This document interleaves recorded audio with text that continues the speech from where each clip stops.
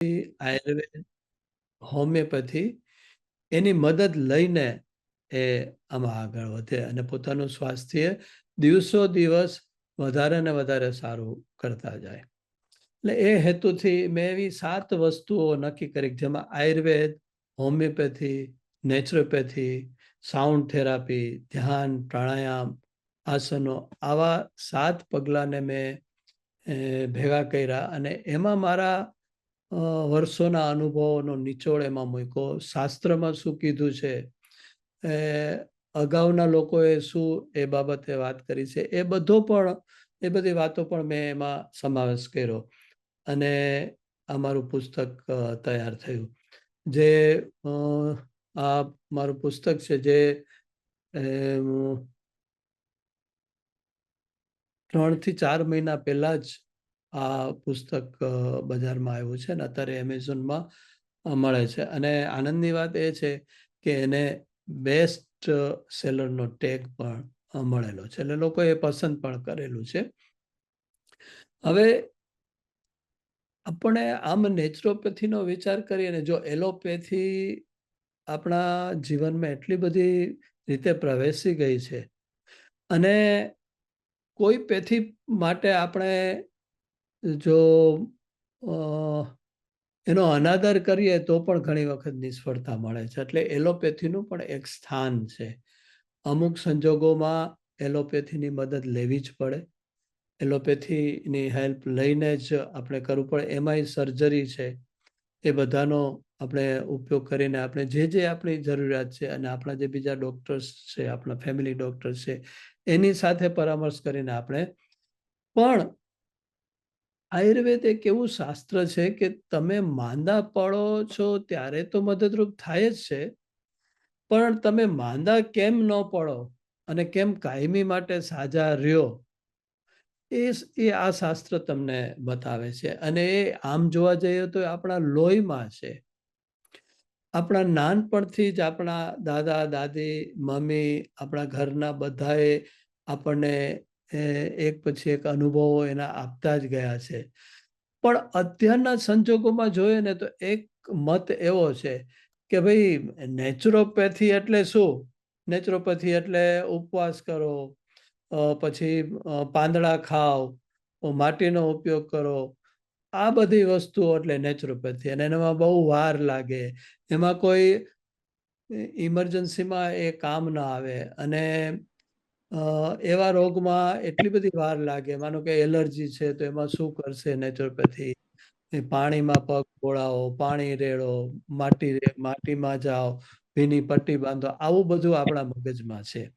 એટલે આપણે નેચરોપેથીને ગંભીરતાથી લેતા જ નથી અને હંમેશા નેચરોપેથીને તો એક પેથી તરીકે આપણે એને ગણતા જ નથી. પણ મેં મારા અનુભવ પ્રમાણે જોયું કે નેચરોપેથી પણ ખરેખર બીજી પેથી કરતાં પણ એક ડગલું આગળ વધીને કામ કરી શકે એમ છે. હું તમને એક દાખલો આપું. મારા જે અનુભવો છે એ અનુભવ બતાવું કે જેમાંથી હું દાખલા આપીશ ને એટલે તમારે સ્વીકારવું પડશે કે ખરેખર નેચરોપેથી કામ કરે છે. વર્ષો પહેલાની વાત છે. મારી પાસે એક 10-11 વર્ષની બેબી લઈને એમના ફાધર મધર આવ્યા કે સાહેબ આમને કાનમાં દુખાવો થાય છે અને ઘણા દિવસો થઈ ગયા. એલોપેથીની દવા લીધી, પહેલા તો ઘરગથ્થુ ઉપચાર કર્યા, પછી એલોપેથીની દવા લીધી, આયુર્વેદની દવા લીધી, પછી એલોપેથીમાં ન મટ્યું રૂટીન ડૉક્ટર પાસેથી, એટલે કાન નાક ગળાના જે ડૉક્ટર છે એને કાન બતાવ્યો. એણે કીધું કે ભાઈ આમાં તો સોજો છે, આમાં તો બેક્ટેરિયલ ઇન્ફેક્શન છે, તમારે આનો કોર્સ કરવો પડશે એન્ટીબાયોટિકનો. તો એ કોર્સ કર્યો. એ કોર્સ 8-10 દિવસ ચાલ્યો પણ પછી મટ્યું નહીં. એટલે ડૉક્ટર પાસે ગયા. ડૉક્ટર કહે કે ભાઈ આ એન્ટીબાયોટિક કામ નહીં કરે, આનાથી ભારે એન્ટીબાયોટિકનો કોર્સ કરવો પડશે. તો ભારે એન્ટીબાયોટિકનો કોર્સ કર્યો, જરાય ફેર ન પડ્યો. એટલે હવે અમારે શું કરવું, એટલે અમે ચિંતામાં છીએ. પછી મેં નેચરોપેથીનો એક બહુ અકસીર ઉપયોગ છે કાનના દુખાવા માટે. એનો અમે અમલ કર્યો અને એને મેં સમજાવ્યા કે આવી રીતે કરો. અને એ પ્રમાણે મેં જે સૂચનાઓ આપી હતી નેચરોપેથીમાં, જે અમે જે કાન માટેનો ઉપયોગ કરીએ છીએ, એમને ઉપયોગ કર્યો. અને 8 દિવસ પછી પાછા આવ્યા અને મને કે સાહેબ હવે જરાય કાનમાંથી પાણી પડતું નથી, સબાકા આવતા નથી, દુખતું નથી, જે અવાજ બેસી ગયો હતો એ પણ સરખો થઈ ગયો અને સંપૂર્ણપણે હવે સારું થઈ ગયું. હવે આ વસ્તુ જેને અનુભવ કર્યો એ તો અચરજમાં પામી ગયા કે આ શું, એન્ટિબાયોટિકથી ન મટ્યું એવું સાદી વસ્તુથી મટી શકે? તો આવા એક નહીં, હજારો લોકોને નેચરોપેથીથી એલોપેથીમાં ન મટ્યું, પછી નેચરોપેથીમાં ગયા અને પછી એને મટ્યું. હવે તમે કહેશો કે એવું તો તમે શું જાદુ કર્યું કે એને કાનમાંથી ઇન્ફેક્શન સરખું થઈ ગયું? તો એવું વસ્તુ હું તમને બતાવું કે જેથી કરીને તમને પણ આનો તમે તમારા જીવનમાં ઉપયોગ કરી શકો. હવે સાદી સીધી વસ્તુ છે, એમાં મેં ડુંગળીનો ઉપયોગ કર્યો. ડુંગળીનો ઉપયોગ કેવી રીતે કર્યો? હવે આ વસ્તુ એવી છે કે હું તો 40 વર્ષથી આ નેચરોપેથીનો પ્રેક્ટિસ કરું છું, મેં માસ્ટર ડિગ્રી મેળવી છે, મેં કેટલા અનુભવો કર્યા છે, એટલે હું આ બીજાને કહી શકું. પણ આ જ વસ્તુ ડુંગળીનો ઉપયોગ કરીને જે લેમેન છે એ પણ પોતાના જીવનમાં, પોતાના માટે, ફેમિલી માટે, મિત્રો માટે ઉપયોગ કરી શકે. એ શું હતું? ડુંગળીનો સાદો સીધો ઉપયોગ.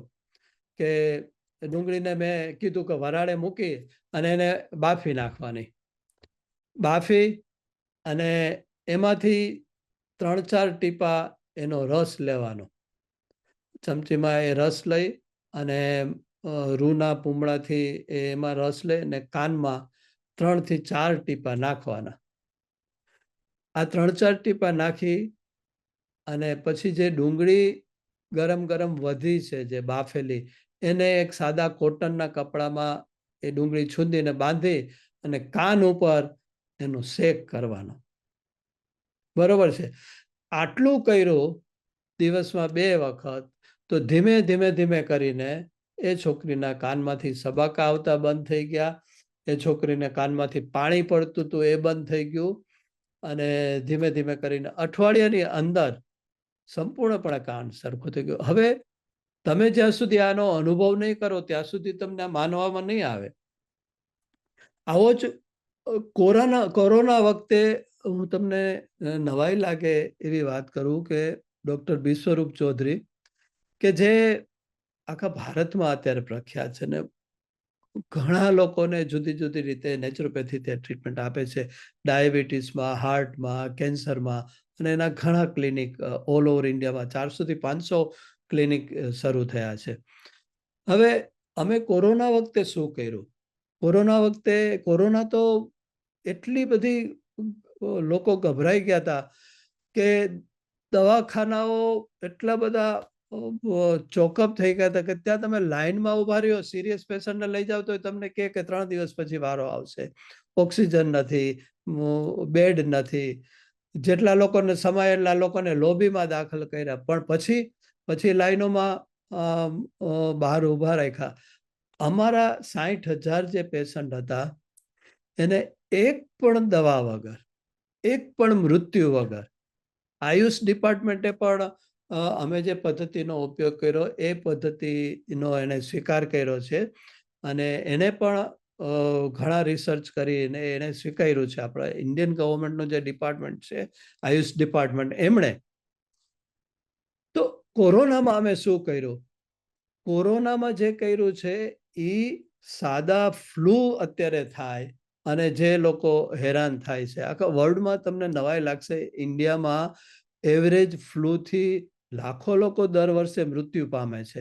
શરદી, ઉધરસ, કફ અને ધીમે ધીમે એમાં ન્યુમોનિયા થાય અને બાળકોના મૃત્યુ થાય. તો કોરોના સિવાયમાં પણ એના મૃત્યુ થાય છે. હવે કોરોનામાં જે દવા વપરાણી હતી એ આપણે ખબર છે કે મેલેરિયાની દવા, ક્લોરોકિન, હાઇડ્રોક્લોરોકિન ને એ બધી દવાઓ વપરાણી. પછી ધીમે ધીમે જે દવાઓ વપરાતી જતી હતી એ દવાનું WHO એ ના પાડી કે આ દવા ખરેખર કોરોનામાં ઉપયોગ થાય એવું નથી. ઇવન જેણે આ દવા શોધી હતી, મૂળભૂત જેણે શોધી હતી, એ લોકોએ ના પાડી, એ કંપનીઓએ, કે આ દવા કોરોનામાં લાગુ પડે એવું જ નથી, કારણ કે એક જાતના વાયરસ છે ને આપ જે દવા આપી છે બેક્ટેરિયાના ઇન્ફેક્શન માટે છે. તો આવા બધા કોન્ટ્રાવર્સીમાં પણ આપણે અતિશય ભારે દવાઓ પેશન્ટને આપી. અમે શું કર્યું, નેચરોપેથીની મદદ લઈ, અને તમને ઇન્ટરેસ્ટિંગ લાગશે, જે લોકો અત્યારે છે મારી વાત સાંભળે છે એને પણ, કે આવું ખરેખર થઈ શકે ખરું. તો કોરોનામાં અમે શું કર્યું, એક તો પહેલી જ ભૂલ આપણે બધા એવી કરી હતી કે તાવ આવે એટલે તરત જ તાવને દબાવી દેવાનો.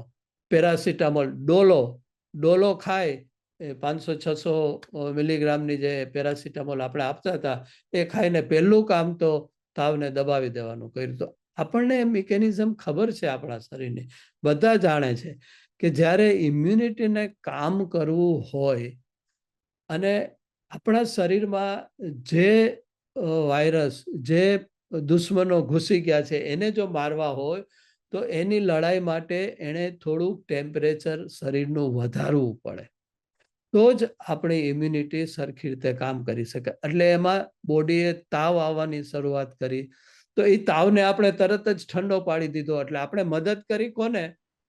બહારથી જે દુશ્મનો આવ્યા હતા એને મદદ કરી. એટલે અમે પહેલું જ કહેતા હતા. અત્યારે પણ જો કોઈ પણ જાતના ઝેરી ફ્લૂ થાય, એના નામ ગમે તે હોઈ શકે, સ્વાઇન ફ્લૂ હોઈ શકે, કોરોના હોઈ શકે, કોરોના પછીના જે પણ બધા નવા નામે જે આ ફ્લૂ થયા એ પણ હોઈ શકે. તો જ્યારે પણ શરીરને બચાવવું હોય તો તાવ ખરેખર થવા દેવો જોઈએ. એ શરીરને સપોર્ટ કરે છે. હવે જો તાવ 102 થી વધવા માંડે તો પછી આપણે એને પાણીના પોતા મૂકી અને ધીમે ધીમે એને હળવો કરવો જોઈએ. એટલે પહેલી જ આપણી જે ભૂલ હતી એ તાવને આપણે તરત જ ખતમ કરી દીધો. બીજી શું હતી કે પહેલું જ શરીરને ઇમ્યુનિટીને જો કામ સરખું કરવા દેવું હોય તો આપણે જે બહારથી ખોરાક લઈએ એ ખરેખર ખોરાક બંધ કરવો જોઈએ. તો ઉપવાસ કરવો જોઈએ. તો એ ઉપવાસ કોઈ કર્યો ને વધારે સારું અને વધારે ભારે ખાવા માંડ્યા, કે જેથી કરીને આપણે તાકાત મળે ને તાકાતથી આપણે લડી શકીએ. એ આપણે નુકસાન કર્યું.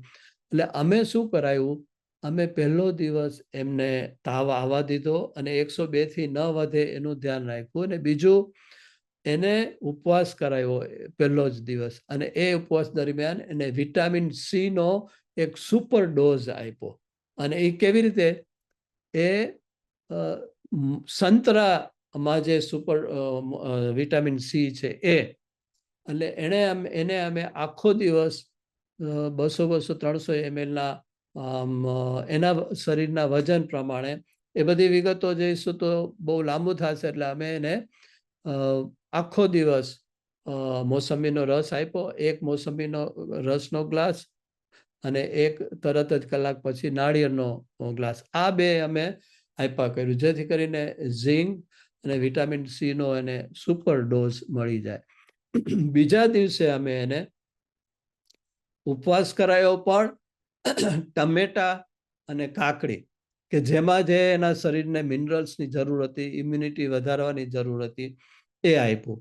અને સાથે સાથે મોસંબીનો રસ અને નાળિયેરનું પાણી તો ચાલુ રાખ્યું. ત્રીજા દિવસથી અમે એને હળવો ખોરાક ખાવાનું ચાલુ કરાયું. આ 3 દિવસમાં અમે અમારા જે 60,000 જે પેશન્ટ હતા એમાંથી થોડાક સિરિયસ પણ પેશન્ટ હતા, કે જેને સિરિયસ સિમ્ટમ્સ હોય એવા પેશન્ટ પણ, એને બધાને અમે રિકવર કર્યા. એટલે મારું કહેવાનું એવું છે કે બહુ સિરિયસ કન્ડિશન હોય ત્યારે પણ આપણે નેચરોપેથીનો ઉપયોગ કરી શકીએ છીએ.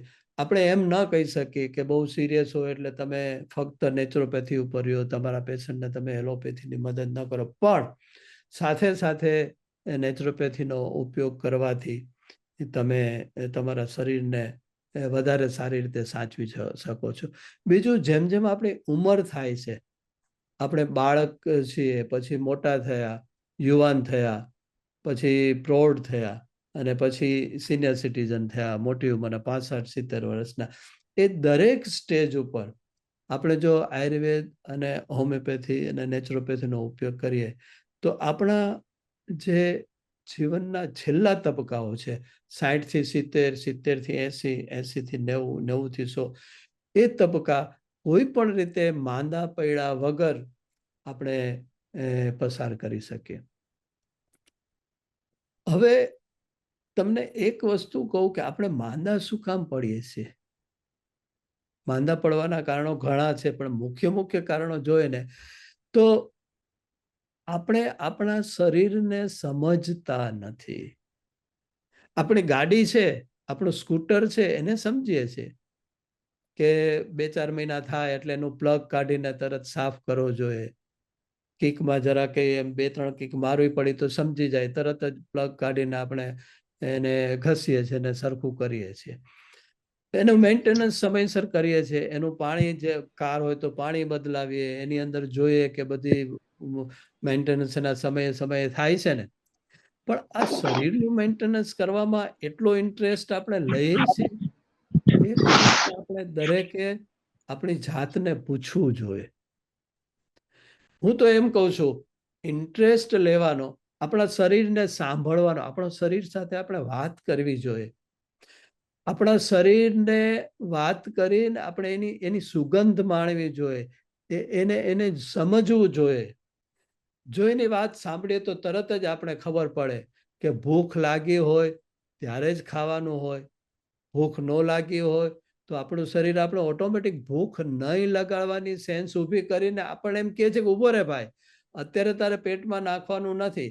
તો આપણે નથી આપણા શરીરને સાંભળતા, નથી કુદરતી નિયમને પાળતા, નથી આયુર્વેદના સાહિત્યમાં જે પણ આપણા ઋષિ મુનિઓએ કીધું એની વાત આપણે સમજતા, નથી આપણા ઘરમાં જે વડીલો છે ને જાણકારો છે એની વાત કોઈ પણ રીતે સાંભળવા આપણે તૈયાર નથી. એટલે ધીમે ધીમે, અને શરીર એટલું બધું અદ્ભુત કુદરતે બનાવ્યું છે ને કે એની જો રચના આપણે જોઈએ ને તો આપણે ગાંડા થઈ જઈએ.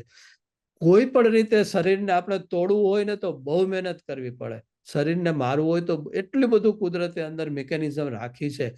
સેલ્ફ રીતે, પોતાની રીતે જ શરીર સાજું થવા માંડે એવી અંદર મિકેનિઝમ છે. પણ સવારથી ઉઠીને રાત સૂએ નહીં આપણે ત્યાં સુધી સતત આપણે એક જ કામ કરીએ છીએ કે આપણા શરીરને કેમ બગાડવું, કેમ જલ્દી આપણે ઘરડા થઈએ, કેમ જલ્દી આપણે જે અવસ્થામાં છે એ અવસ્થામાંથી આપણું શરીર કેમ જર્જરિત થવા માંડે, એ જ કામ કરીએ છીએ. શું ખાવું, કેટલું ખાવું, ક્યારે ખાવું, કોની સાથે શું કોમ્બિનેશન કરીને ખાવું, એનો તો આપણે ક્યારેય વિચાર જ નથી કર્યો. ટોટલી સાહેબ, આ તમે જયારે વિષય અત્યારે કીધો કે આપણે બગાડીએ છીએ શરીરને, તો અત્યારે છે ને એક હોટ ટોપિક અને ક્વેશ્ચન્સ છે, જેમ કે ડાયાબિટીસ, વેઇટ લોસ અને ખાસ કરીને વેજીટેરિયન લોકોમાં B12 ની ઉણપ. બરાબર બરાબર છે. આ 3-4 પોઈન્ટ જે છે એના ઉપર તમે વધારે માહિતી આપો થોડી. અને યસ, ઘરગથ્થુ ઉપચાર બરોબર છે, નેચરોપેથીના પોઈન્ટ ઓફ વ્યૂ થી. બરોબર છે. હવે હું જે ધ્યાન દોરવા માંગુ છું, 1-2 મિનિટમાં હું તમને કહું કે શરીર સાથે આપણે મિત્રતા કેળવવી જોઈએ. એના બદલે આપણે જાણી દુશ્મનાવટ હોય ને, 7 પેઢીની દુશ્મનાવટ હોય કોઈની સાથે, ને જે વર્તણૂક કરીએ એવી વર્તણૂક કરીએ છીએ. તો તમે કહેશો કે એ કેવી રીતે? તો હું તમને નાના નાના મુદ્દાઓ તમને કહું કે આપણે, તમને ખબર હશે કે એક રિસર્ચ થયું છે કે આ દુનિયાની અંદર, આખી દુનિયામાં દર વર્ષે 1 કરોડ માણસો એટલા માટે મૃત્યુ પામે છે કે હાથ ધોયા વગર જમે છે. આ જ્યારે સ્ટેટમેન્ટ આપણે સાંભળીએ ને તો ખરેખર આપણો હૃદયનો ધબકારો એક ચૂકી જવો જોઈએ કે 1 કરોડ માણસ મૃત્યુ પામે છે. હા, એટલા માટે તો યુનો દ્વારા એક 15મી ઓક્ટોબર કે એવો કોઈ દિવસ નક્કી કરવામાં આવ્યો છે ને આપણે ટીવીમાં જોઈએ કે મોટા મોટા બધા સેલિબ્રિટીઝ હાથ ધોઈને આપણે બતાવે છે કે ભાઈ આપણે હાથ ધોઈને જમવું જોઈએ. આપણે હાથ નથી ધોતા એટલે ઝાડા ઉલટી અને બીજા એવા રોગોમાં ફસાઈ જાય છે ને એનાથી મૃત્યુ થાય છે. તો આ મૃત્યુ બચાવવા માટે યુનોએ આ વસ્તુ કરી છે કે આ દિવસે આપણે બધાની યાદી આપી કે હાથ ધોઈને જમવું જોઈએ. આપણે ક્યારે હાથ ધોઈએ છીએ ખબર છે? આપણે વેવાય વેલાને ત્યાં જઈએ અને 12 વાગે 1 વાગે જમવાની ટાઈમ થઈ જાય ને વેવાય બિચારા આપણને કે ચાલો ચાલો વેવાય જમવાનું ટાઈમ થઈ ગયો છે, હાથ ધોઈ નાખો. ત્યારે આપણે એને નથી કહેતા કે ના, મારે હાથ નથી ધોવા, હું ક્યારેય મારા ઘરે હાથ નથી ધોતો. ત્યારે ડાયા ડમરા થઈ અને આપણે વેવાયની પાછળ પાછળ ગેંડી પાસે જઈએ છીએ ને હાથ ધોઈ નાખીએ છીએ. તો આપણે હાથ ધોવા જોઈએ. આ સભ્યતા, અને કેવી રીતે? સાબુથી સરખી રીતે ઘસીને હાથ ધોવા જોઈએ. નહીં તો આપણા હાથની અંદર કરોડો જાતના એવા બેક્ટેરિયા આપણા દુશ્મન છે કે જો એવા બેક્ટેરિયા વાયરસ આપણા શરીરમાં ઘૂસી જાય તો એનો કોઈ પછી ઈલાજ જ નથી. તો માંદા પડવું એ એક બહુ સરળ રસ્તો છે. આપણે સરખી રીતે ચાવતા નથી.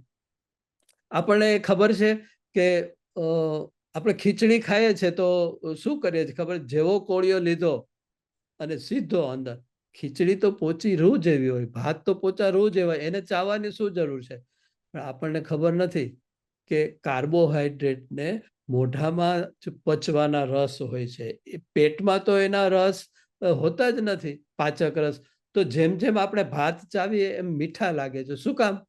કે કાર્બોહાઈડ્રેટ પચે તો એનું પાચન મોઢામાં જ થઈ જાય 60-70%, અને એના હિસાબે આપણે ગળ પણ એ ભાતમાં આપણે લાગે એટલે મીઠા લાગવા મળે. એટલે કોઈ પણ વસ્તુની મીઠાશ માણવી હોય તો એને ખૂબ ચાવવું જોઈએ. તો આપણે ચાવતા જ નથી. ક્યાં જવું છે, શું કામ છે, એ કાંઈ વિચાર્યા વગર સીધું મોટા મોટા કોળિયા લઈ અને સીધું મોઢામાં, અને એના હિસાબે શરીર પછી કાર્બોહાઈડ્રેટ પેટમાં જાય, પચતું નથી, પછી કાચો આમ બને, આપણા હાડકામાં ભેગો થાય અને છેવટે અનેક જાતના રોગ થાય. તો આપણે દાંતને કેવી રીતે બચાવવા, આંખને કેવી રીતે બચાવવા, શ્વાસ આપણે પૂરતો લેતા નથી, પાણી પૂરતું પીતા નથી. બહેનો તો એક વેત રસોડામાં હોય પાણીથી છેટા, પણ સવારથી સાંજ સુધી પ્લેટફોર્મ ઘસે ને કુકર મૂકે ને ખવડાવે ને પીવડાવે ને ઘસી ઘસીને બધું સાફ કરે, ત્યાં સુધી ક્યારેય એને પાણી પીવાનો ટાઈમ મળતો નથી. 1000 રોગ એવા હશે કે જે પાણી પૂરતું ન પીવાના કારણોસર થાય છે. આપણી આંખનું તેજ ઘટી જાય, આપણે વેલા ઘટ પણ આવી જાય, આપણી સ્કિન નબળી થઈ જાય, આપણું લીવર ખરાબ થઈ જાય, આવા તો આપણી કિડની ખરાબ થઈ જાય પૂરતું પાણી ન પીવાથી. તો આપણે આંખને પટપટાવી જોઈએ, એ પણ પૂરતું પટપટાવતા નથી. તમે જ્યારે પિક્ચર જુઓ કે કંઈ પણ સ્ક્રીન ઉપર જુઓ તો બાળકોને જોજો, કાર્ટૂન જોતા જોતા આંખ પોળી કરીને જશે, એ પટપટાવવાનું જ ભૂલી જાય છે.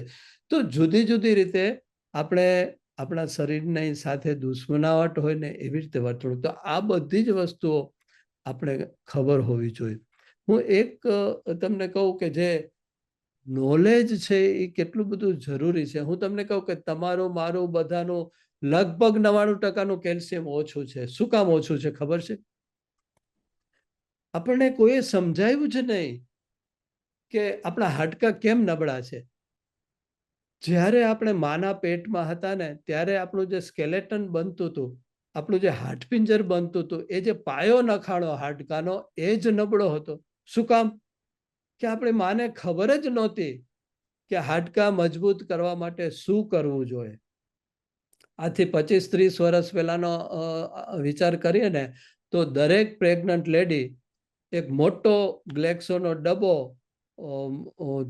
એમનામાં ચાવ્યા કરતી હતી, કેલ્શિયમની ટીકડી. એ બધું જ કેલ્શિયમ કાર્બોનેટ એ શરીરમાં ભેગું થયું અને જુદા જુદા જોઈન્ટ્સમાં એ કલેક્ટ થયું, અને એ વસ્તુ અત્યારે ઢીંચણ દુખે છે અને હાડકા દુખે છે ને એવું થયું. આજે ખબર પડી કે બધાને કેલ્શિયમ કાર્બોનેટ ખાવાથી બોડી પચાવતું જ નથી, એના બદલે જોઈન્ટ્સમાં ભેગું થાય છે. એટલે આપણે ખબર જ નથી કે કેલ્શિયમ શેમાંથી મળે. હું કોઈને પૂછું કે કેલ્શિયમ શેમાંથી મળે તો તરત જ એનો જવાબ આવશે કે કેલ્શિયમ દૂધમાંથી મળે. હવે દૂધમાંથી કેલ્શિયમ છે ખરું દૂધમાં, પણ આપણું બોડી એને સરખી રીતે પચાવી નથી શકતું, એબ્સોર્બ નથી કરી શકતું, કારણ કે એની અંદર પ્રોટીન વધારે છે અને પ્રોટીનના હિસાબે ઇન્ટરેક્ટ થઈ અને એ કેલ્શિયમ પૂરતું મળતું થાય. કેલ્શિયમ શેમાં છે પેલા તો એ આપણે જાણી લેવાની જરૂર છે. કેલ્શિયમ છે તલવઠમાં મેક્સિમમ. તમને ખબર છે દિવાળી ઉપર જે નોરતા અને એવા કોઈ દિવસો હોય ત્યારે આપણા મધર કે ઘરના વડીલો નિવેદ ધરે છે માતાજીને, અને એ નિવેદ ધરે છે એમાં તલવટ ધરે છે.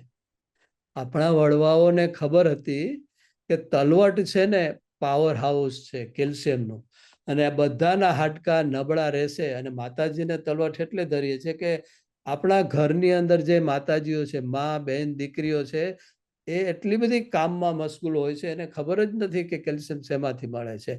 તો એને એ જાણ કરવા માટે કે કેલ્શિયમ એ સૌથી વધારે ને વધારે તલવટમાં મળે છે. તલ ને ગોળ ને આપણે ગ્રાઇન્ડ કરીને જે મૂકે છે પ્રસાદમાં, એમાંથી. હવે એ તો આપણે વર્ષે એકવાર ખાવા માંડ્યા. ખરેખર દરેક વ્યક્તિઓએ તલમાં જે કેલ્શિયમ છે એનો મેક્સિમમ લાભ લેવો જોઈએ. હવે આપણને એ ખબર નથી કે કેલ્શિયમ છે ને, તમે આજે ગાડું ભરીને કેલ્શિયમ ખાઈ લીધું, બરોબર છે, એટલે તમે એમ કહો કે હવે મારે મહિના દિવસનું હાચું, હવે મારે હાજુ થઈ ગયો, મારે કેલ્શિયમ મહિના દિવસ નહીં ખાવતું. ના, એવું નથી. કેલ્શિયમ રોજે રોજની જરૂર છે. એક દિવસ તમે ખાઈ લીધું, વધારાનું કેલ્શિયમ જતું રહ્યું, બીજા દિવસે પાછું કેલ્શિયમની જરૂર પડે છે. તો એવરીડે કેલ્શિયમ. આ કોઈને ખબર નથી. કેલ્શિયમ શેમાંથી મળે છે? કેલ્શિયમ તલવઠમાંથી મળે છે, કેલ્શિયમ ટમેટામાંથી મળે છે, કેલ્શિયમ સરગવામાંથી મળે છે, કેલ્શિયમ અજમામાંથી સૌથી વધારે મળે છે, પછી દહીંમાંથી મળે છે. તો આ વસ્તુ આપણે ખબર હોવી જોઈએ. હવે કેલ્શિયમ ખાલી તમે કેલ્શિયમ ખબર પડી ગઈ એટલે રાજા નથી થઈ જતા. કેલ્શિયમ લઈ લીધું તો એની સાથે 4 મુદ્દાઓ જોડાયેલા છે કે એક તો શેમાંથી સારું કેલ્શિયમ મળે જે બોડી એબ્સોર્બ કરે. બીજું, તમે જો વિટામિન ડી એ દિવસે નહીં લ્યો તો એ કેલ્શિયમ બધું જ નકામું છે, તમારું બોડી એબ્સોર્બ નહીં કરી શકે. તો તમારે વિટામિન ડી લેવું પડશે. અને તમે બધાનું વિટામિન ડી ચેક કરશો તો મોટા ભાગનું બધાનું વિટામિન ડી સંપૂર્ણપણે ઓછું હશે. એમાંય ઇન્ડિયા સિવાયની જે બીજા કન્ટ્રીઝ છે જેમાં સૂરજનો તાપ મળતો નથી, અથવા તો યુવી કિરણો બહુ ભયંકર રીતે છે, જેથી કરીને લોકો તડકે આવતા નથી ને ક્રીમ લગાડી લે છે, એટલે એને વિટામિન ડી મળતું નથી. તમે ક્રીમ લગાડી લ્યો એટલે સૂર્યનો જે અંદરના કિરણો અંદર જવા જોઈએ વિટામિન D3 એ જતા નથી, એટલે તમે ક્રીમ લગાડો તો એ નકામું છે. એટલે જ્યારે યુવી કિરણો ન હોય ત્યારે સવારના ભાગમાં કે સાંજના ભાગમાં સૂર્યનો તડકો ડેઈલી લેવો જોઈએ, કારણ કે એ તો ડેઈલીની જરૂર છે, કેલ્શિયમની ડેઈલી જરૂર છે. એટલે કેલ્શિયમની તમે સાચું ખાધું, આજથી ખબર પડી ગઈ તલવટ, તો રોજ તમે 2 ચમચી 3 ચમચી તલવટ ખાધા એટલે તમે થઈ ગયું કે ભાઈ ના, વિટામિન મને કેલ્શિયમ મળ્યું. હવે તે દિવસે તડકે રહેવું કમ્પલસરી છે. હવે વિટામિન D3 ખાલી તડકામાંથી મળે છે, ખોરાકમાંથી બહુ ઓછા ખોરાકમાં D3 છે. તો એ શેમાં છે? મશરૂમમાં થોડુંક છે, થોડુંક દૂધમાં છે, થોડુંક એવા, એટલે એ બહુ ઓછા પ્રમાણમાં છે. તો એ D3 માટે તમારે કાં તો ટેબ્લેટ્સ લેવી પડે અને કાં તમારે તડકે રહે. તો તડકો તો સહજ છે. બહેનોએ સવારના ભાગમાં જે છે ચાલવા જાવ તો તડકે ચાલવા જાવ, સવારના કુણા તડકે, અથવા તો તમારું કામ છે એ તડકે કરો. પુરુષોને તો છાપા વાંચવાનું જ કામ હોય સવારમાં, એટલે એને છાપા તમે સવારે તડકે બેસીને કરો. તો આ બધું તડકો જરૂર છે. હવે ત્રીજી વસ્તુ, જો તમે વિટામિન સી નહીં લ્યો તો તમારું જે કેલ્શિયમ ખાધું એ પણ નકામું છે, તમે વિટામિન D3 લીધું એ પણ નકામું છે. એટલા માટે તમારે વિટામિન સી લેવું જ પડે. તમને ખબર હોવી જોઈએ કે વિટામિન સી શેમાં છે? ખાટા ફળોમાં છે, લીંબુમાં છે. તો તમારે રોજે રોજ મોસંબી, સંતરા કે જેમાંથી વિટામિન સી મળે છે એ ખાસ લેવું જોઈએ. હવે ઘણાને ખટાશ ન ફાવતી હોય તો એવી પણ વસ્તુઓ છે કે જે ખાટી નથી છતાંય એમાં વિટામિન સી છે. તો એ કઈ વસ્તુ છે? તો મોરિંગા છે, સરગવો છે, સરગવામાંથી એ વિટામિન સી મળે છે. તો એ વિટામિન સી તમે લઈ લ્યો. એ તો ત્રીજો મુદ્દો થયો. હવે ચોથી વસ્તુ, તમે આ ત્રણેય વસ્તુ કરી, પણ જો તમે એક્સરસાઇઝ નહીં કરો, એમને પડ્યા રહેશો, અને અત્યારની ફેશન છે તમે રિમોટથી જ બધું ચાલુ કરો, રિમોટથી તમારી લાઇટ કરો, રિમોટથી તમારું ટીવી કરો, પંખા રિમોટથી કરો, સ્કૂટરમાં ક્યાંય જાઓ નહીં, જે સ્કૂટરમાં જ જાઓ, એ સિવાય ક્યાંય ચાલો નહીં. આમ તો નાકા સુધી જવું હોય તો સ્કૂટરને કિક મારો. એટલે ચાલવાનું બધું બંધ થઈ ગયું, શેરીમાં રમવાનું બંધ થઈ ગયું, ટીવીમાં જ બેઠા રહેવાનું, ટીવી સામે બેસીને ખાતા રહેવાનું. તો આ જે વસ્તુ છે એ તમે જો કસરત નહીં કરો તો તમારા હાડકાં મજબૂત થશે જ નહીં અને તમારું કેલ્શિયમ વધશે નહીં. હવે આ 4 મુદ્દાઓ તમને આજે ખબર પડી ગયા, તો હવે તમારે આ મુદ્દાઓ, તો તમારું કેલ્શિયમ સરખું રહેશે, તમારું ઓસ્ટિયોપોરોસિસ નહીં થાય, તમારા હાડકાં. અને કેલ્શિયમ ખાલી હાડકાં માટે નથી, કેલ્શિયમ બીજા ઘણા કામો કરે છે. વિટામિન D3 છે ખાલી તમારા હાડકાં મજબૂત કરવા માટે નહીં, તમારા મસલ્સ માટે, તમારા બ્રેઇન માટે, તમારા હાર્ટ માટે, બીજા ઘણા માટે કેલ્શિયમની અને D3ની જરૂર હોય છે. એટલે આ વસ્તુ તમને નેચરોપેથી, આ વસ્તુ તમને આયુર્વેદ સમજાવશે. તમને ડોક્ટર પાસે જશો કે તમારું કેલ્શિયમ ઓછું છે તો તરત જ ટેબ્લેટ લખી દેશે. અને હવે જેવી તમને ટેબ્લેટ, જે કેલ્શિયમના લાઇમ પથ્થરનો ભૂકો છે, કેલ્શિયમની ટેબ્લેટ લેશું, કેલ્શિયમ કાર્બોનેટ, તો તરત જ તમને ખ્યાલ આવી જવો જોઈએ કે આપણે કેલ્શિયમ કાર્બોનેટ નથી લેવાનું, કેલ્શિયમ સાઇટ્રેટ લેવાનું છે. તમારી કેલ્શિયમની ટેબ્લેટમાં તમે ચેક કરી લેજો, જો કેલ્શિયમ સાઇટ્રેટ હોય તો જ એ સારું છે. અને એની અંદર કેલ્શિયમની ટેબ્લેટ્સમાં D3 પણ હોવું જોઈએ અને વિટામિન C પણ હોવું જોઈએ, K2 પણ હોવું જોઈએ. તો આ જે વસ્તુઓ હોય તો તમારા હાડકાં મજબૂત થાય. એટલે તમારે આ પણ ધ્યાનમાં રાખો. એટલે મારો કહેવાનો મતલબ છે કે જો તમે તમારા શરીરને પ્રેમ નહીં કરો, તમારા શરીર સાથે મિત્રાચારી નહીં કેળવો, તો આ બધી વસ્તુઓ તમને કોઈ કહેશે જ નહીં. તમારું કેલ્શિયમ કેવી રીતે શરીરમાંથી બહાર નીકળી જાય છે એ પણ આપણે, તમે નાયખા કરો કેલ્શિયમ, પણ એનાથી વધારે તમે કેલ્શિયમ કાઢી નાખો છો. તો હું તમને દાખલો આપો. અમે નાના હતા ને ત્યારે શું કરતા, છાનુમુના 3-4 વાગે ને ભૂખ લાગે એટલે રસોડામાં ચૂપચાપ જઈ અને ખાંડનો ડબ્બો, અમને ખબર હોય, ખાંડનો ડબ્બો કાઢી અને ટાઢી રોટલીઓ હોય એમાં ખાંડ ને ઘી છાંટીને પપડું વાળીને ખાઈ જતા અને એકાદો બુકડો ખાંડનો પાછો માથે ભરી લેતા. જ્યારે પકડાઈ જાય ત્યારે અમને કહેતા કે લા ખાંડ ખાવ છો પણ હાડકાં ગળી જશે. તો ખાંડ છે એ આપણા હાડકાં ગાળી નાખે છે. કેવી રીતે ગાળે છે? તો ખાંડની અંદર ફોસ્ફરિક એસિડ હોય છે. એ ફોસ્ફરિક એસિડ શરીરમાં જાય, શરીર એને બહાર નથી કાઢી શકતું, કારણ કે ફોસ્ફરિક એસિડ બહાર કાઢવા માટે શરીર પાસે કોઈ મિકેનિઝમ છે જ નહીં. તો એના માટે એ શું કરે છે, શરીરમાંથી, આપણા હાડકામાંથી, આપણા દાંતમાંથી એ કેલ્શિયમ શોષે છે. કેલ્શિયમ ખેંચી અને એની સાથે એ ભેળવે છે અને એ પછી એની સાથે કેમિકલ રિએક્શન કરીને પછી બહાર કાઢે છે. તો ખાંડની અંદર જે ફોસ્ફરિક એસિડ છે, કેલ્શિયમ ફોસ્ફેટ થઈને બહાર નીકળે છે. તો એ આપણે ખબર હોવી જોઈએ કે ખાંડ આપણે ખાય એટલે હાડકાં ગળી જવાના છે. એવી જ રીતે ઠંડા પીણા પીએ છે તો તમે કોઈ પણ એક ગ્લાસ ઠંડુ પીણું પીઓ છો, જે સોફ્ટ ડ્રિંક, એની અંદર લગભગ એક ગ્લાસમાં 6 થી 8 ચમચી ખાંડ હોય છે. તમે કલ્પના તો કરો કે એક ખાંડનો દાણો તમારા શરીરમાંથી કેલ્શિયમ બહાર ખેંચી લઈ શકે છે.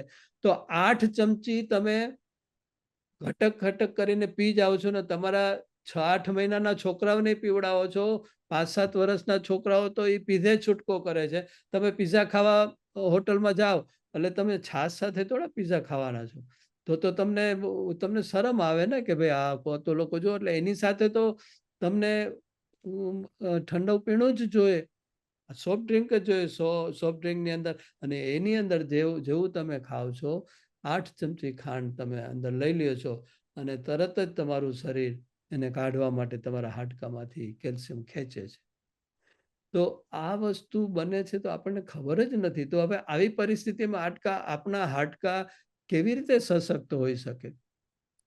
તો મારું લોકોને હંમેશા, મારા પેશન્ટને હું આ જ સમજાવું છું કે તમે તમારા શરીરમાં જો ઇન્ટરેસ્ટ લેશો ને તો જ તમે તમારા શરીરને બચાવી શકશો. નકર તમારા શરીરને તમે બચાવી જ નહીં શકો.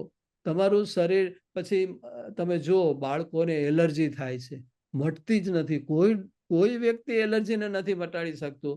સ્ટીરોઇડ લેવી પડે છે. સફેદ ડાઘ થાય છે, કોઈ નથી મટાડી શકતું. થાઇરોઇડની તકલીફ જો, કેટલા બધા થાઇરોઇડના પેશન્ટ વધી ગયા છે, તો કોઈ મટાડી નથી શકતું. ડાયાબિટીસ કોઈ મટાડી નથી શકતું. એ તો એના શાસ્ત્રમાં લખ્યું જ નથી કે ડાયાબિટીસ મટી શકે છે. તો આ બધાથી આપણે એક પછી એક ઘેરાઈ જતા હોય છે. અને આ જે ઘેરાઈ જવાનું કારણ છે, આપણી જે આ બધું કારણ આપણી સમૃદ્ધિ છે. એક સમય હતો કે લોકો ચાલીને એક ગામથી બીજે ગામ જતા. ત્યાર પછી પોતાના શહેરમાં જે કામ હોય બધું ચાલીને પતાવતા. હવે એ બધું જ જતું રહ્યું. અને મેં કીધું કે સાવ બેઠાડું જીવન થઈ ગયું આપણું બધાનું. તો સમૃદ્ધિ આવી, સાયકલ આવી, પછી સ્કૂટર આવ્યા, પછી કાર આવી. તો આ બધાએ સમૃદ્ધિને કારણે આપણા ખોરાકમાં બદલાવ થઈ ગયો. આપણે ફાસ્ટ ફૂડ ખાવા માંડ્યા. ફાસ્ટ ફૂડ એટલે એ આપણે ફાસ્ટ રીતે આપણને ઘટપણ તરફ ધકેલી દે છે. એ ફાસ્ટ ફૂડ છે કે જે આપણું વહેલું ઘટપણ લઈ આવે છે, જેની અંદર ખાંડ ખૂબ હોય છે, જેની અંદર નિમક ખૂબ હોય છે. એ ફાસ્ટ ફૂડ છે. બહારના કોઈ પણ પેકેટ ફૂડ્સમાં તમે જોજો, અતિશય ખાંડ અને અતિશય નિમક હોય. નિમક ન હોય તો એ વસ્તુ બચી જ ન શકે. 2-4 દિવસમાં જ એમાં ફંગલ ઇન્ફેક્શન થઈ જાય ને ફંગસ થઈ જાય, બેક્ટેરિયલ થઈ જાય, એટલે સડવા માંડે, વાસ આવવા માંડે. એટલા માટે એને વધારે નિમક નાખવું પડે છે. આપણે ખબર છે કે બાળકોને એનું બાળપણથી જ આપણે માંદા પાડી દઈએ છીએ. બાળપણથી હજી તો 6 મહિનાનો થાય ત્યાં જ એને કુરકુરિયા આપવા માંડીએ. કુરકુરિયાની અંદર તમને ખબર છે આજીનો મોટો નાખેલો હોય છે. એ શું છે? મેગ્નેશિયમ ગ્લુકામેટ કરીને એક કેમિકલ છે કે જે આપણી જીભ ઉપર એક પરત લગાડી દે છે, એક લેયર લગાડી દે છે. એ લેયર લાગી ગયા પછી એના સિવાયનો બધો જ ટેસ્ટ તમને ફીકો લાગે છે.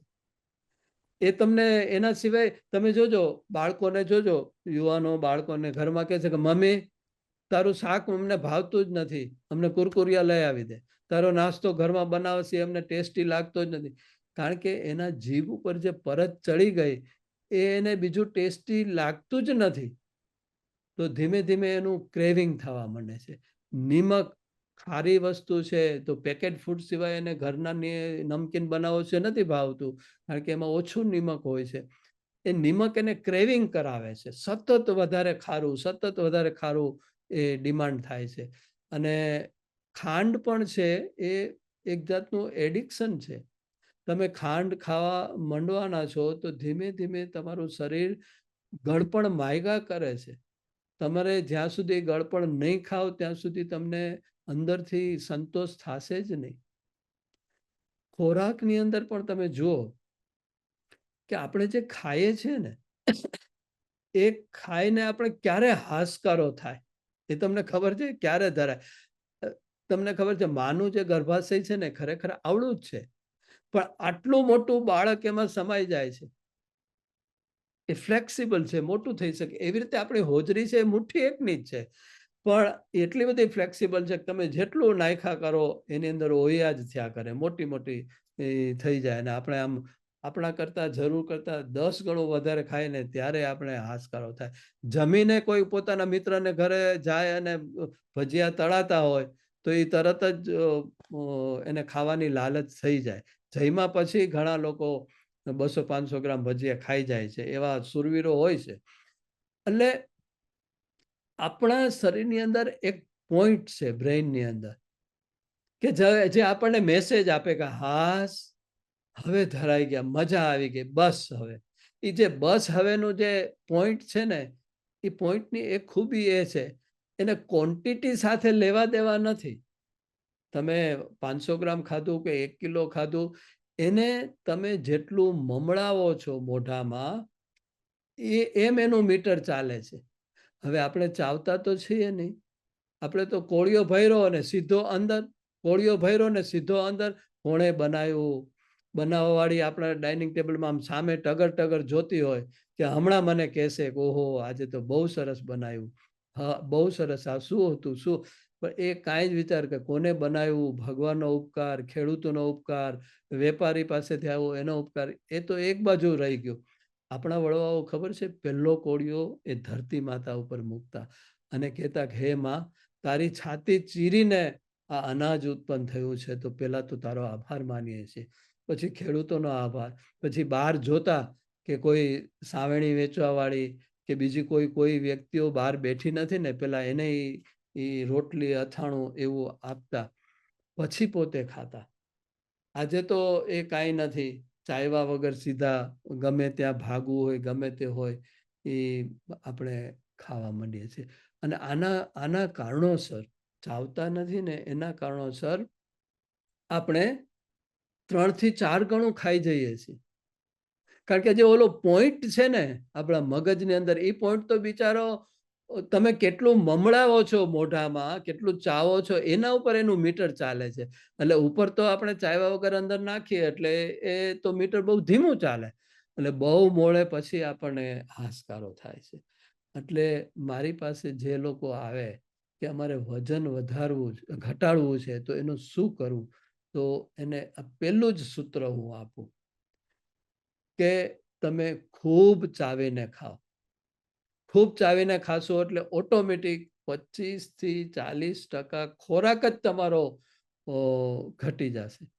એક સાઉથનો બહુ મોટો ડાયરેક્ટર છે ફિલ્મનો, આનંદ કરીને, એણે એક જગ્યાએ પ્રસંગ કીધો હતો કે હું ઓસ્ટ્રિયા, યુરોપની એક કન્ટ્રી છે, ત્યાં એક શિબિરમાં ગયો, હેલ્થ માટેની શિબિરમાં, 5 લાખ રૂપિયા ભરીને 5 દિવસ અમને ત્યાં રાખ્યા. એમાં પહેલો દિવસ આખો દિવસ અમને એ લોકોએ સમજાવ્યું કે કેવી રીતે ચાવીને ખાવું. અમને સફરજનની એક ચીર આપી દીધી અને કીધું કે આ ચીર અડધીથી પોણી કલાક સુધી તમારે ચાવ્યા કરવાની છે, ને પછી સફરજનની છાલ સાવ પાણી થઈ જાય ને ત્યાં સુધી ચાવવાનું છે. તો પહેલો જ મુદ્દો, જો તમારે વજન ઘટાડવું હોય તો પહેલો જ મુદ્દો છે કે ખૂબ જ ચાવીને ખાઓ. જેમ તમે ચાવીને ખાશો એમ તમે એને એન્જોય કરી શકશો.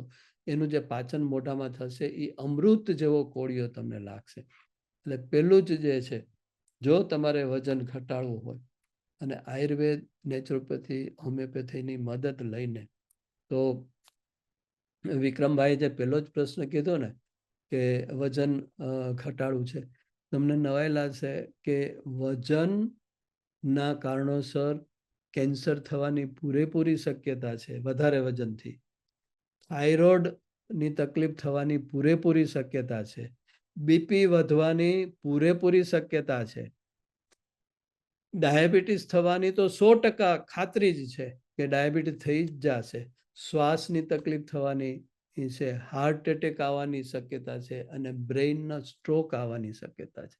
તમે વિચાર કરો, ખાલી વજન વધારે છે તમારું, એના કારણોસર તમને આટલા બધા દુશ્મનોથી તમે ઘેરાઈ જાઓ છો. સાબુદ્દીન રાઠોડ ઘણી વખત અમે બેસતા સાથે તો મને ઘણી વખત એક વાત કરતા કે જાડા માણસો છે ને ભલા બહુ હોય, એનું ખબર છે કે? મેં કીધું કેમ જાડા માણસો? હા કે જાડા માણસો બિચારા બહુ ભલા ને ભોળા હોય, આ મોટું શરીર ને આ મોટું પેટ લીધું હોય, પણ ભલા ભોળા શું કામ હોય ખબર છે? કે ઈ માણસો કોઈનું અડપલું કરીને ભાગી ન જઈ શકે, હાફી જાય, હામે ડેલી સુધી જાય ને ત્યાં હાફી જાય એટલે તરત ઓલો પકડી લે. એ બિચારા સાદા સીધા જ એને રહેવું પડે, એવી રીતે કરીને હસાવતા. એટલે તમારે જો આ મેં બધી વસ્તુ કીધી એનાથી બચવું હોય ને તો એકમાત્ર રસ્તો છે કે તમારું વજન ઘટાડી નાખો. અમે તો મારું હમણાં જ અહીંયા ઓસ્ટ્રેલિયામાં, હું સિડનીમાં છું, તો એક લેક્ચર હતું કે તમે તમારા જીવનમાં સિનિયર સિટીઝનો ના ગ્રુપમાં મારું લેક્ચર હતું કે તમે હવે પછીની લાઈફમાં તમે તમારા ક્વોલિટી લાઈફવાળા 10 વર્ષ તમે કેવી રીતે એડ કરી શકો તમારા જીવનમાં, એના ઉપર મારું લેક્ચર હતું. એમાં પહેલો જ મારો મુદ્દો હતો કે તમે વજન ઘટાડી નાખશો ને તો બહુ સરળતાથી 70 થી 80, 80 થી 90 અને 90 થી 100 વર્ષ સુધી તમે બહુ સારી રીતે જીવી શકશો. એટલે શરીર જે આપણું જે મેઇન દુશ્મન છે ને આપણા ઘડપણ લઈ આવવા માટેનું, એ આપણું અદોદરું શરીર છે. અને આજે જો બાળક જન્મે છે ને ત્યારથી જ માને ઓલા જે ફિલિપ્સના પેલી જાહેરાતો આવતી ને, અને જે એડવર્ટાઇઝ બધી આવતી હોય છે એમાં જે બાળકો બતાવે છે, આ મોટા ગાલ હોય અને આ મોટા આમ ગોળ દડા જેવા બાળકો હોય, બધાને એવું છે કે મારું બાળક આવું હોવું જોઈએ. એટલે નાનપણથી જ જેવું બાળક 6 મહિનાનું થયું નથી હજી તો, ત્યાં તો એના નાના કે એની નાની અને એના દાદી શીરો ચટાડવા માંડે, ખીચડી ચટાડવા માંડે, કંઈક ને કંઈક જે પણ ખાવાનું હોય એ ખવડાવવાનું ચાલુ કરી દે. અને એને એક જ છે કે મારું છોકરું એકદમ ગળદિયા જેવું હોવું જોઈએ. એટલે શરૂઆત શરીર બગડવાની ત્યારથી થાય છે કે 1 વર્ષ પહેલા આપણે દાંત જ્યારે દાઢ ચાવવાની આવે ને ત્યારે જ આપણે અનાજ લેવાનું, એન્ટ્રી કરવાની ઈશ્વર આપણને મંજૂરી આપે છે. એટલા માટે તો દાઢ ત્યારે જન્મથી જ દાઢ આપી જ શકત આપણને. કુદરતને જે કરામત કરવી હતી તો શરીરની જે બધી કરામતો છે તમે જુઓ તો તમને ગાંડા થઈ જવાય, એટલી બધી કરામતો છે. તો તમને એ તો જન્મથી જ દાંત આપી દે, દાઢ જ આપી દે, આવીને સીધા દાળિયા અને કાચા ચણા ખાવા માંડો. પણ શરીર જ્યારે બંધારણ થાય છે ત્યારે શરીરની અંદર જઠરમાં ઓછામાં ઓછું એવી વસ્તુ જવી જોઈએ કે એને ઓછામાં ઓછી લોહીની જરૂર પડે, ઓછામાં ઓછી મહેનતની જરૂર પડે. કારણ કે હજી તો એને બ્રેઇન બનાવવાનું છે, એને લીવર બનાવવાનું છે, એને કિડની બનાવવાની છે. હજી તો આ બધું શરીરને એને રૂપ આપવાનું છે. એના બદલે તમે એને આખી જ એનર્જી ખવડાવવામાં જાય તો એ એનર્જી ખવડાવવામાં જાય તો એ કેવી રીતે લીવર ને કિડની સરખી રીતે બનાવી શકે. એટલે આપણે જો સાજા ન હોય, અત્યારે આપણે સિઝન બદલે ને તરત જ માંદા થઈ જતા હોય, વરસાદના છાંટા પડ્યા ને તરત જ પથારીમાં પડી જતા હોય, તો એનું કારણ છે કે સવા વર્ષ દરમિયાન આપણે કાંઈ જ ખાવું ન જોઈએ. એના બદલે શીરો ને લાપસી ને પૈડકું ને આ બધી જ વસ્તુ, પછી તો કુરકુરિયા ને વેફર ને બ્રેડ ને બિસ્કિટ, અને એ બધું જ આપણે ચાલુ કરી દીધું. એટલે પહેલી જ વસ્તુ નેચરોપેથી આયુર્વેદ ના પાડે છે કે 1 વર્ષ સુધી બાળકના પેટમાં અનાજ ન જવું જોઈએ. 1 વર્ષ સુધી નિમક જવાની સંપૂર્ણપણે બંધી છે. કોઈ રીતે નિમક ન જવું જોઈએ મોઢામાં. 1 વર્ષ પછી સાવ ઓછું નિમક, 3 વર્ષ સુધી સાવ ઓછું નિમક, 1 વર્ષ પછી હળવું નિમક જે શાક ખીચડીમાં જે હોય દાળમાં એટલું. પણ કુરકુરિયા, વેફર, ચિપ્સ, પાપડ આ બધામાં અતિશય નિમક હોય છે. બધું જ 3 વર્ષ સુધી ખરેખર બંધી કરવાની. 3 વર્ષ સુધી નિમક ઉપર બહુ કંટ્રોલ રાખવાનો છે જો તમે તમારા બાળકને જિંદગીભર સાજા રાખવા માંગતા હો તો આ કામ માં શરૂઆતથી જ એને માંદો પાડવાનું કરી નાખે છે. પેટમાં જ્યારે બાળક હોય ત્યારે તો શું કરવું એ ખબર નથી, અને આજની ફેશનમાં તો કોઈ માનવા તૈયાર નથી. હું કહું કે ભાઈ 5મા મહિનાથી ઓથમીર જીરો અને બદામનો આથો ખાવાનો છે, તો કોણ ખાશે? હું કહું કે 4થે મહિને બાળકનું બ્રેઇન ડેવલપ થવાનું છે, તમારે એ બ્રેઇન માટેનું જે ટોનિક છે, એ ટોનિક બ્રેઇન માટેની જે આપણી વનસ્પતિ છે બ્રાહ્મી, અમૃત સમાન છે. બ્રાહ્મીનો તો જેટલા વખાણ કરીને એ ઓછા છે. ખરેખર ઘરમાં ઉગાડવી જોઈએ. મારા ઘરમાં પણ બ્રાહ્મીનો છોડ હમણાં જ અમે લઈ આવ્યા. તો એ બ્રાહ્મી જ્યારે આપણું બ્રેઇન ડેવલપ થતું હોય અને તમે બ્રાહ્મી જો બાળકને આપી દીધી તો તમે નિહાલ થઈ જાય બાળક. મારા હજારો બાળકોને મેં ગર્ભ સંસ્કારનો કોર્સ છે એમાં નેચરોપેથી, આયુર્વેદ, હોમિયોપેથીની મદદ લઈને મેં બાળકો આવી રીતે થયા છે. એક દાખલો આપું કે લંડનમાં મારી સિસ્ટર છે, એમનો બાબો 6થા ધોરણમાં હતો અને એ 7th સ્ટાન્ડર્ડનો આખો સિલેબસ એને મોઢે હતો. તો એના પ્રિન્સિપાલે એક વખત બોલાવ્યા કે બેન તમે આને શું ખવડાવો છો, કે તમે આ પેટમાં હતો તમે શું ખાધું છે કે એને આટલી બધી એની મેમરી ને આટલું બધું એનામાં તાકાત છે યાદ શક્તિની. તો મારા સિસ્ટરે કીધું કે મેં આખો કોર્સ કરેલો હતો ગર્ભ સંસ્કારનો, અને આ જે યાદશક્તિને જે બ્રેઇનની જે એની તાકાત છે ને એ બ્રાહ્મીને કારણોસર છે. જ્યારે બાળક પેટમાં હોય તમે એને ત્રીજા ચોથા મહિનાથી એના સેલ બ્રેઇનના ડેવલપ થવા માંડે ત્યારે જો બ્રાહ્મી આપી દો, બ્રાહ્મી વટી આપી દો, તો તમે એ બાળક તરી જશે એની જિંદગી, એટલી બધી અદ્ભુત એની અસર થશે. બ્રાહ્મીની કોઈ ટેબ્લેટ્સ ખરી કે કોઈ? હા, બ્રાહ્મી બજારમાં તમે બ્રાહ્મીનો રસ લઈ શકો. બ્રાહ્મી વટી કરીને મળે છે, એટલે જેવો ત્રીજો ચોથો મહિનો થાય એટલે તરત જ તમે શરૂ કરી દો. ચોથા મહિના પછી જે તમે એને એ આપી દીધી બ્રાહ્મી, ત્યાર પછી તમારે 8મા મહિનાથી મેથીના લાડુ આપવા જોઈએ. બરોબર છે. મેથીની અંદર અમુક એવા તત્વો છે કે જે બાળકને બાળક પેટમાં હોય ત્યારે એને બહુ જરૂરી હોય છે એના બંધારણ માટે, તો એને મળી જાય તો મેથીના લાડુ સાથે. ત્યાર પછી 9મા મહિને એને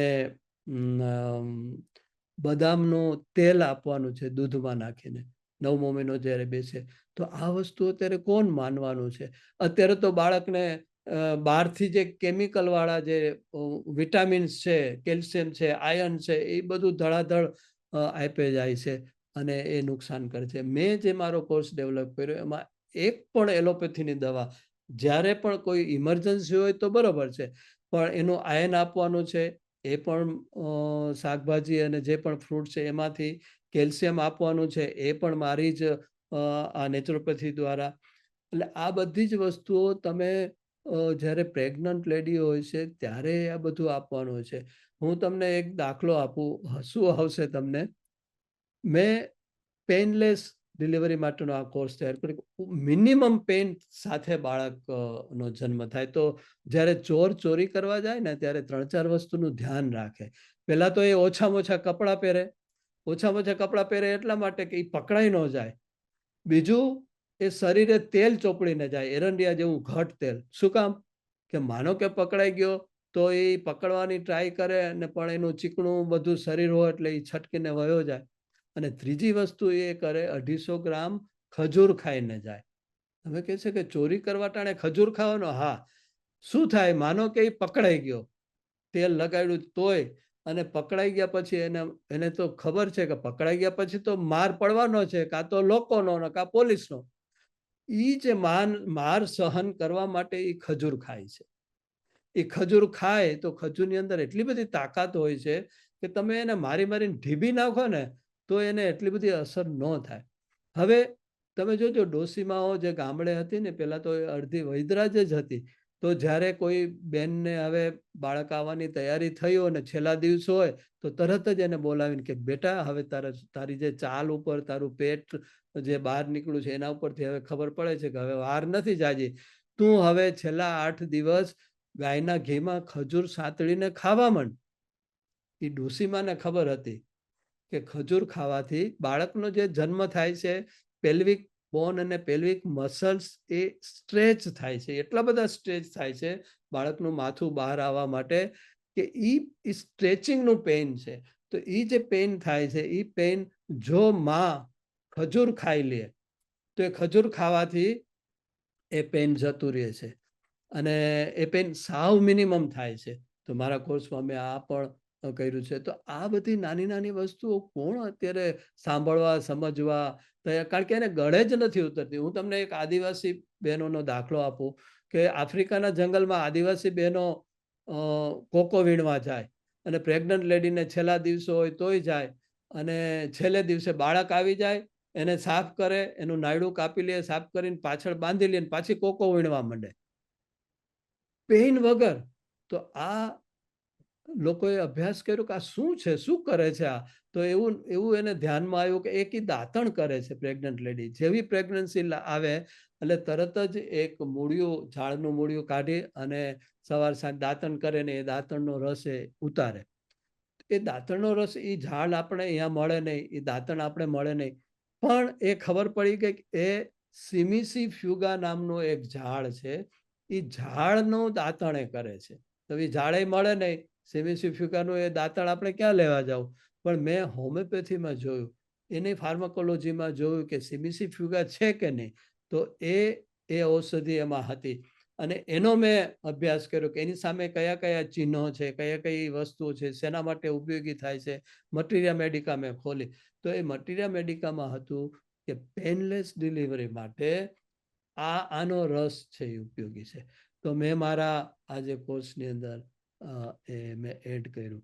એટલે આ બધી જ વસ્તુઓ છે, નેચરોપેથી ને આયુર્વેદ, હોમિયોપેથી લોકોએ અભ્યાસ કરવો જોઈએ, પોતાના શરીરને સાંભળવું જોઈએ, પોતાના શરીરને સમજવું જોઈએ. તો આપણા કસ્ટમની અંદર મેં જેમ તમને કીધું ને કે કેલ્શિયમ માટે આપણે તલવટ લઈએ છીએ, એમ નાની બાળકી જ્યારે માસિકમાં પહેલી વખત આવે છે ત્યારે એના માટે એ હોરિબલ હોય છે, મેન્ટલી ને ફિઝિકલી બે વસ્તુ. પણ આપણા વડવાઓને ખબર હતી કે આ સમયમાં હોર્મોનલ ડિસ્ટર્બન્સ થશે. જ્યારે પહેલી વખત માસિક આવે ત્યારે એને મોરાકતનું વ્રત લેવડાવતા. એટલે જેવી બાળકી છે એ આ સમયમાં આવે 10 થી 15 વર્ષની રેન્જમાં, ત્યારે એને મોરાકતમાં શું હોય કે વર્ષે 5 દિવસ તમારે નિમક વગર કાઢવાના. તો એ નિમક છે તમારા હોર્મોનલ બેલેન્સને સ્ટેબલ કરે છે, નિમક ન ખાઓ એનાથી. બીજું, એ જે સવારે તમને ખબર હોય તો મંદિરે પૂજા કરવા જાય છે, તો પૂજામાં શું લઈ જાય છે? એક કોળિયામાં, મોટા કોળિયામાં એને ઝવેરા વાવ્યા હોય છે, એ ઝવેરા લઈ જાય છે. અને બીજું, કાળા કાળા બી તમે જોયા હોય તો એ હોય છે, પબડી કહીએ છીએ આપણે, એ કમળ કાકડી છે, કમળના બી છે. તો એ પબડી એ લઈ જાય છે. ખરેખર આપણા વડવાઓને, આપણા ઋષિમુનિઓને, આપણા હોશિયાર લોકોને ખબર હતી કે જ્યારે દીકરી આ સમયમાં આવે ત્યારે એને વર્ષે એક વખત 5 દિવસ ઝવેરાનો રસ આપવાનો છે. એને પબડી એટલે કે મખાના તમે જોયો છે, જનરલી બિહારમાં વધારે થાય છે, હવે તો બધી જગ્યાએ મળે છે. અને અદ્ભુત એ ડ્રાય સીડ છે, એ કમળના બીને ભેગા કરી અને એને શેકે છે. અને જે મોટા મોટા જે ધાણી જેવા દાણા હોય છે એ આપણે ખાઈએ છીએ હવે. તો એને દળીને તમે, શેકીને દળીને તમે એને લોટમાં નાખીને તમે એને રાબ કરી શકો, સુખડી કરી શકો, ભાખરીમાં નાખી શકો, દૂધમાં નાખીને એની ખીર બનાવી શકો, એને શેકીને પણ તમે રો પણ ખાઈ શકો, દૂધમાં ખીર પણ વધારે લોકો ખાય છે. તો આ વસ્તુ આપણા વડવાઓને ખબર હતી. આજે તમે શું કરશો? આજે તો તમે ભૂલી ગયા. એ પહેલા તો મંદિરમાં પૂરતું જ રહ્યું, એ ખવડાવવું છે ખબર જ નહોતી. આજે તમને કયા ડોક્ટર તમને કહેશે કે તમારે દર વર્ષે તમારી દીકરીને, આજે આપણા ઘરમાં મોટી ઉંમરની બહેનો જ્યારે મેનોપોઝમાં આવે છે તો કોને ખબર છે 1 વર્ષની અતિશય પીડાદાયક સમય એને કાઢવો પડે છે. એ પીડાદાયી સમયને આપણે ખબર જ નથી.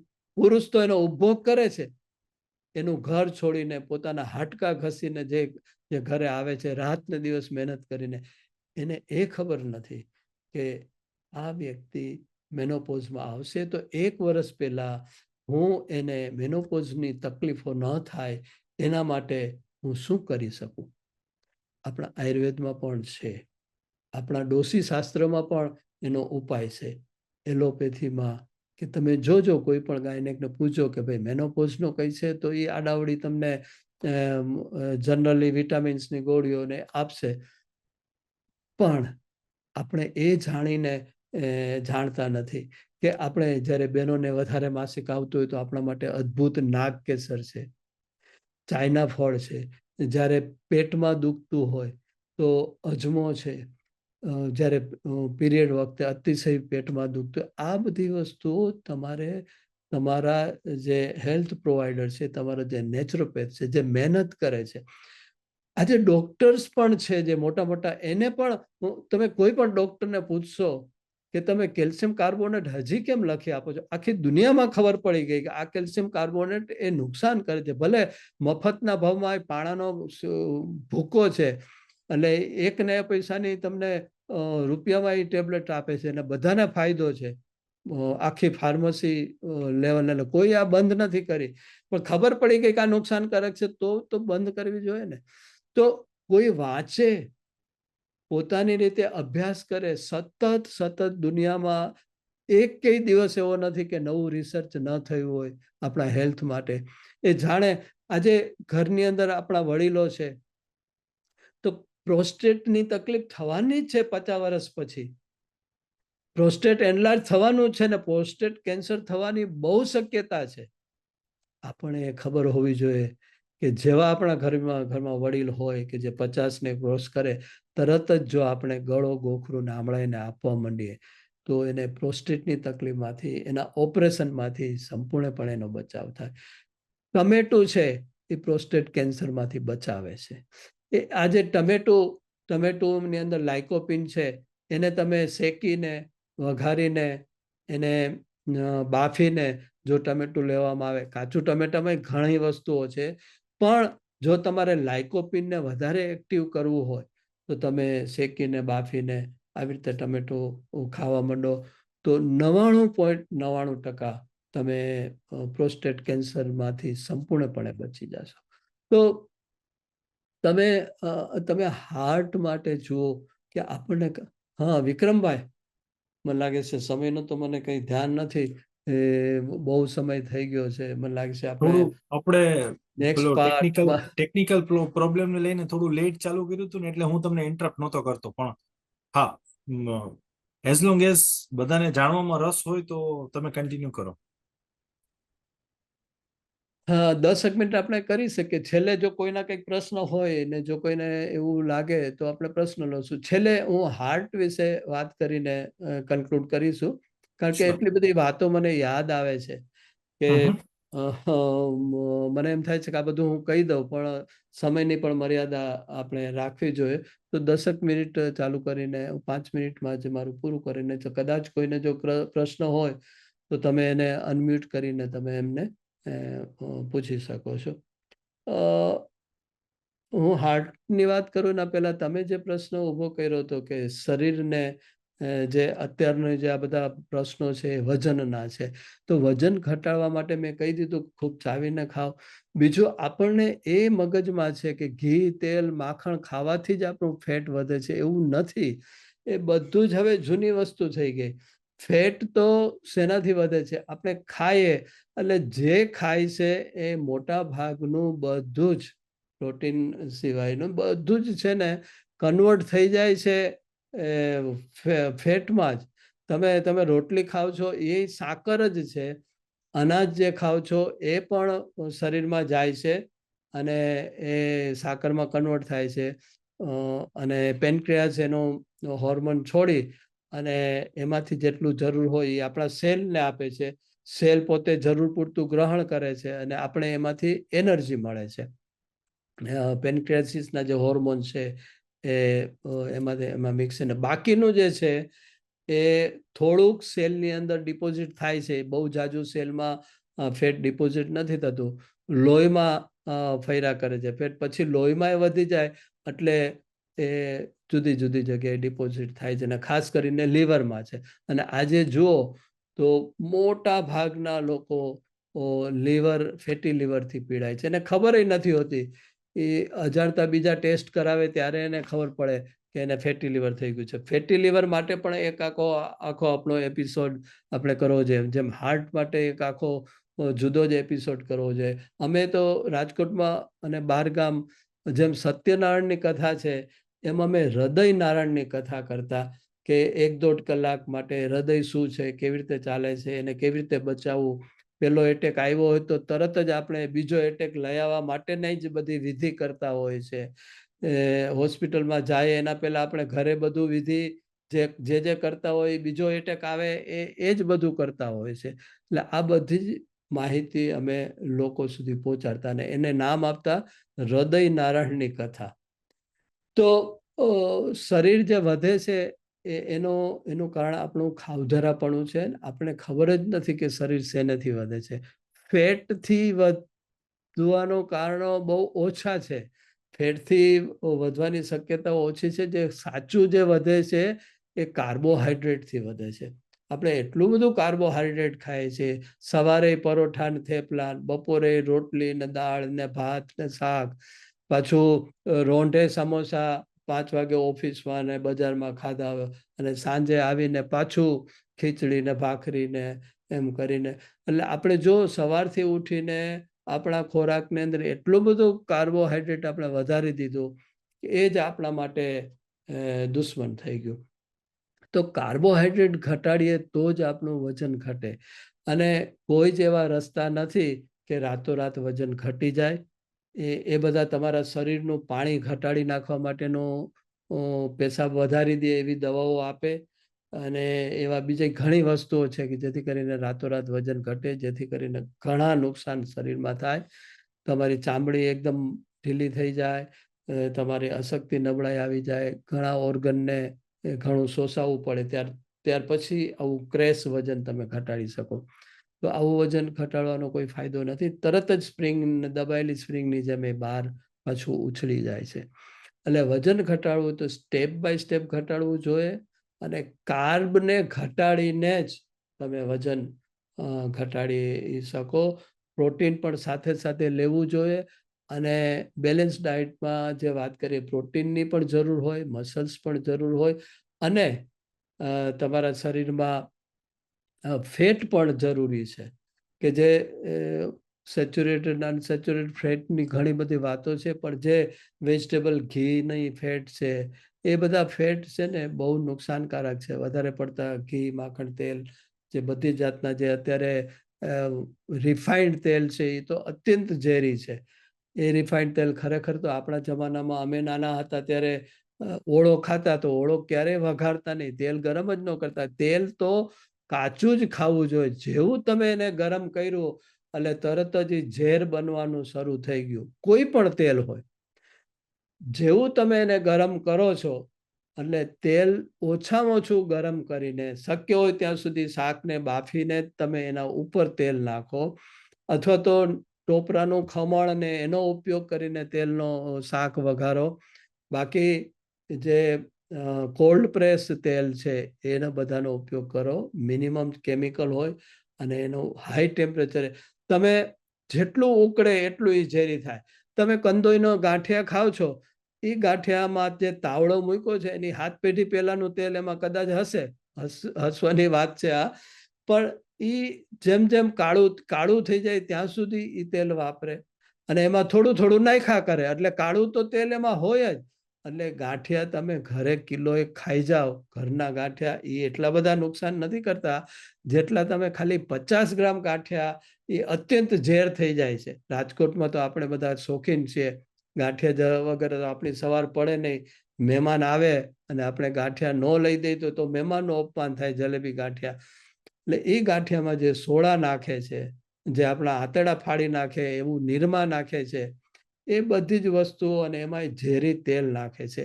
જે મોટી મોટી વેફરની ફેક્ટરીઓ છે એની અંદરનું જે કાળું તેલ છે એ બજારમાં વેચાય છે, અને એ તેલના ગાંઠિયા આપણે કંઈ તેલ ચેક કરવા નથી જતા કે ભાઈ કંદોઈભાઈ તમે પેલા તમારું તેલ અમને દેખાડો કેટલું કાળું છે.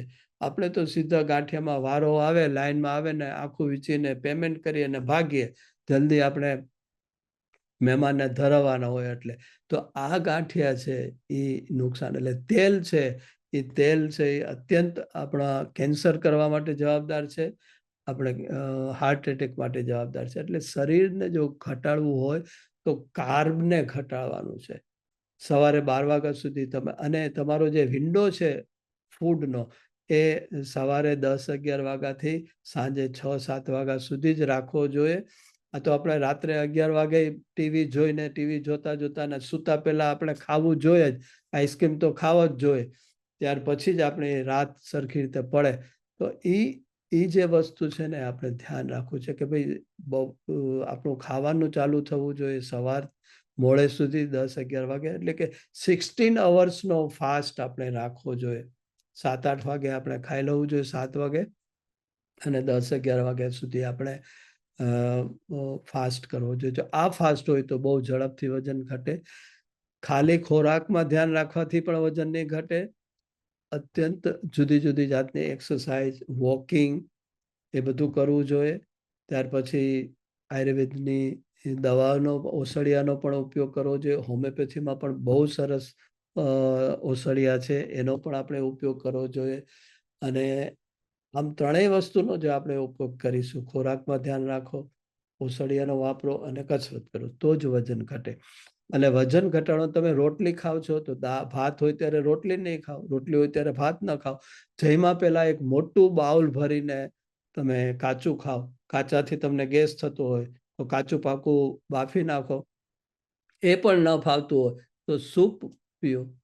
તો આનાથી તમારું, અને ઘણી કલાક 2 કલાકે ખાતા રહ્યો, એ ખોટી સિસ્ટમ છે. ડૉક્ટરે જો તમને કોઈએ કીધું હોય તો એ ખોટી વાત છે. ખાવાનું પણ તમારું એક ગેપ આપો એને પૂરતો.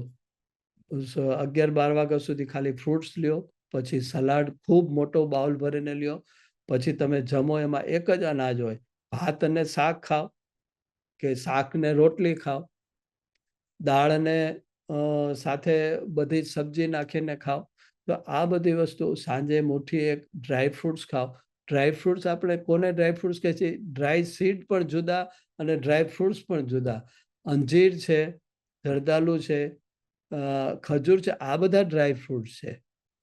આપણે તો બદામ, પિસ્તા અને અખરોટ એને જ ડ્રાય ફ્રૂટ કહે છે. એ બધા જ ડ્રાય નટ્સ છે. એ બધા ભારે છે. ઝાઝા અખરોટ, ઝાઝી બદામ, ઝાઝા કાજુ. કાજુ તો અત્યંત આપણા શરીર માટે નુકસાનકારક છે, ફેટ માટે. થોડાક લઈએ તો બહુ સારા છે, પણ આપણે ખાવામાં તો આપણે સમૃદ્ધિ આવી ગઈ એટલે ક્વોન્ટિટીની તો આપણે ખબર નથી હોતી. વજન ઘટાડવા માટે જ્યારે તમારે છે તો એક આયુર્વેદનો નુસ્ખો હું તમને બતાવું. તો એમાં 100% વજન ઘટવાની પૂરી શક્યતા છે. હા, જો તમારે થાઇરોઇડની તકલીફ તો નથી ને, બીજી કોઈ પણ તકલીફ તો નથી ને, એ તમારે ચેક કરાવી લેવું જોઈએ.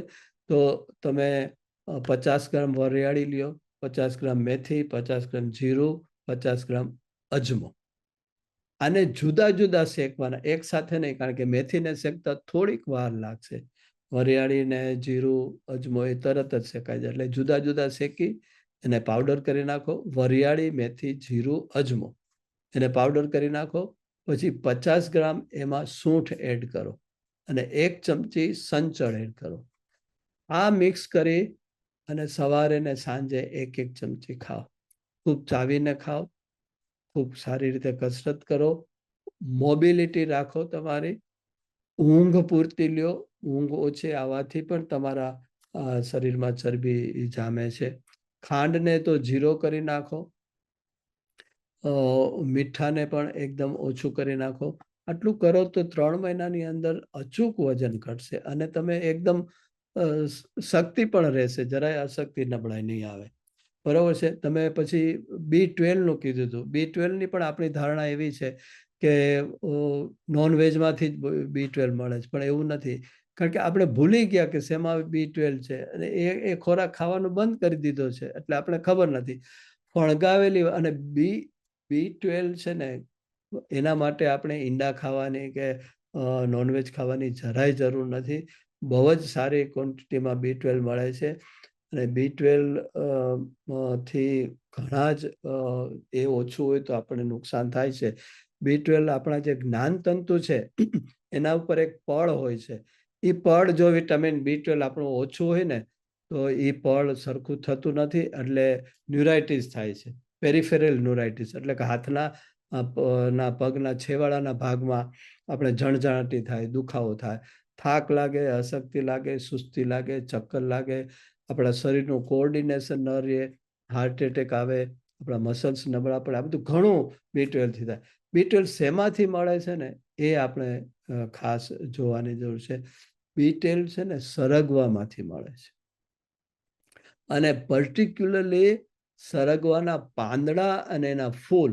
અમે નાના હતા ત્યારે આ ફૂલનું ને પાંદડાનું શાક અમે ખાધું છે, ભાજીની જેમ. તો આજે તો હવે એ ભૂલાઈ ગયો કે સરગવાના પાંદડા અને સરગવાના ફૂલનું શાક પણ થઈ શકે, એનું સૂપ પણ થઈ શકે. એટલે આપણે એની સિંગમાંથી પણ મળે છે, તો એનું સિંગનું સૂપ કરી, ખાલી એકાદી નાનો ટુકડો આપણે ઢોસાને પેલામાં આવી ગયો હોય સાંભારમાં, એટલાથી કંઈ ન થાય. બહુ મોટી ક્વોન્ટિટીમાં મોટું બાઉલ ભરીને એનું સૂપ પીવાનું છે, તો તમને B12 સરખું મળે. પછી સ્પિરુલિના છે, એક દરિયાઈ શેવાળ છે, ગ્રીન કલર એનો હોય. એની અંદર પણ છે. દૂધમાં, દૂધની આઈટમોમાં, દહીંમાં, ચીઝમાં, પનીરમાં, એમાં પણ છે. શરીરમાં જરૂર પૂરતું થોડુંક, એટલે 50% તમે 1 ગ્લાસ દૂધ લ્યો તો એમાંથી તમને મળી રહે છે. પછી જે ખોરાક છે એ આ બધા આ સિવાયના ખોરાકમાં બહુ જ ઓછી ક્વોન્ટિટીમાં મળે છે. એની ટેબ્લેટમાં પણ એવું છે. એક સિન્થેટિક એની ટેબ્લેટ છે, વિટામિન B12 ની, એક નેચરલ ટેબ્લેટ છે. તો જે નેચરલ વાળી છે એ જ ટેબ્લેટ લેવાની છે. જે સિન્થેટિક લેબોરેટરીમાં બનાવેલી જે ટેબ્લેટ છે એ આપણે નથી લેવાની. એ ફરીથી આપણે મળીશું ત્યારે વિગતવાર એની જોઈશું કે કયા કોબોલામાઇન છે એમાં આપણે મિથાઇલ કોબોલામાઇન લેવું જોઈએ, સાયનોકોબોલામાઇન ન લેવું જોઈએ. કારણ કે એ બહુ ચીપ છે, બહુ સસ્તી છે અને એ ઝેરી કેમિકલ છે. સાયનાઇડ ગ્રુપનું એ સાયનાઇડ કોબોલામાઇન છે, સાયનોકોબોલામાઇન. એટલે તમારી B12માં તમે વાંચી જોજો, જો સાયનોકોબોલામાઇન હોય તો એ સસ્તું છે, એટલે તમને ફાર્મસીમાંથી લખી દેવામાં આવ્યું છે. એટલે તમારે મિથાઇલ કોબોલામાઇન છે એનો યુઝ કરવાનો, કારણ કે ટેબ્લેટ્સ લખવી જ પડે છે ડૉક્ટરને, એટલું બધું આપણું ઓછું હોય છે B12. ઘણી બીજી બધી વાતો છે આયુર્વેદ. તમે શરદી પણ અચૂક મટાડી શકો. તમે હળદરનો ઉપયોગ કેવી રીતે, હળદર તમને લાગુ નથી પડતી કફમાં, એનું એક કારણ છે કે હળદરની જ્યારે તમારે દવા તરીકે ઉપયોગ કરવો તો હોય તો ઝાઝી ક્વોન્ટિટી જોઈએ અને એમાં મરીનો પાવડર નાખો તો જ ક્યુકરમિન છે એની પોટેન્શિયલિટી વધી જાય છે, તો જ તમને તમારું શરદી કફ છે એકદમ વધી ગયું હોય તો એ મટાડે. ને આપણે હળદરના ફાકડા ભર્યા કરીએ અને પછી એમ કહીએ કે ભાઈ આમાં કાંઈ ન થાય, એન્ટીબાયોટિકનો કોર્સ કરવો પડશે. તો હળદરનો ઉપયોગ કરવો હોય તો તમને ખબર પડી જોઈએ મોટી ચમચી ભરીને, કારણ કે હવે હળદરમાં પણ ક્યુકરમિનના ટકા બહુ ઓછા થઈ ગયા છે. 3-4% જ ક્યુકરમિન છે. ખરેખર પેલા 12-13% હતું. તમે અત્યારે પૂર્વના રાજ્યમાંથી, મેઘાલયને એમાંથી જો તમે હળદર સ્પેશિયલ મગાવશો તો એમાં 8-12% ક્યુકરમિન છે.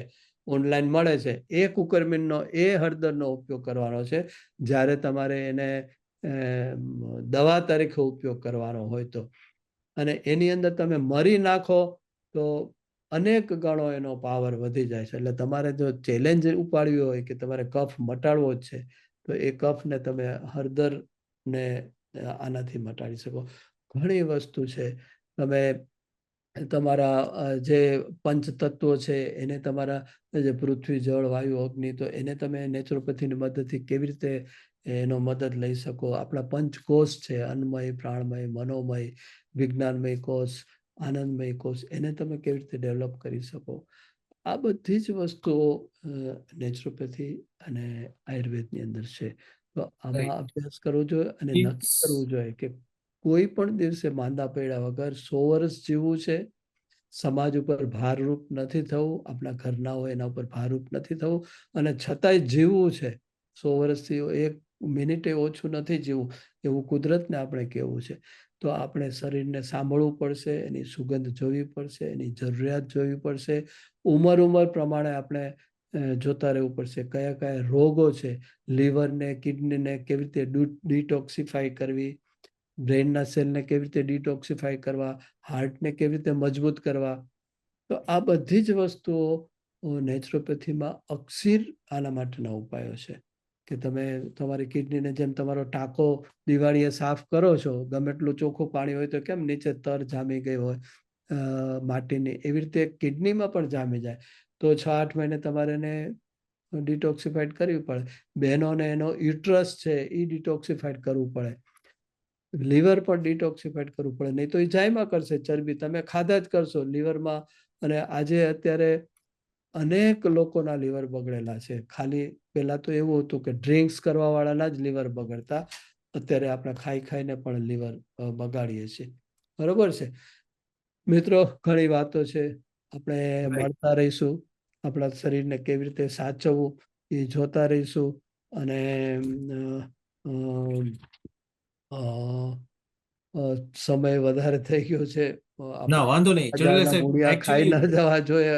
ના, બધાને ખબર નહીં હોય, પણ ચોટેલિયા સાહેબ જે છે એ સિદ્ધ સમાધિ યોગ SSY ના એક કોચ પણ છે, અને ફ્યુચરમાં એનો એક કોલ હું સ્કેડ્યુલ કરવાનો છું, જે ક્લિનિકલ હિપ્નોથેરાપી, સાઉન્ડ થેરાપી અને રેકી માસ્ટરનો જે એની પાસે નોલેજ છે એ નોલેજ શેર કરવા માટે, અને એનો આપણે આપણા રૂટીન લાઈફમાં કઈ રીતના ઉપયોગ કરી શકીએ એ માટે આપણે આ કોલ સ્કેડ્યુલ કરવાના છે. તો જો હવે કોઈને કઈ ક્વેશ્ચન ના હોય તો આપણે આ કોલ રેપ અપ કરી લઈએ.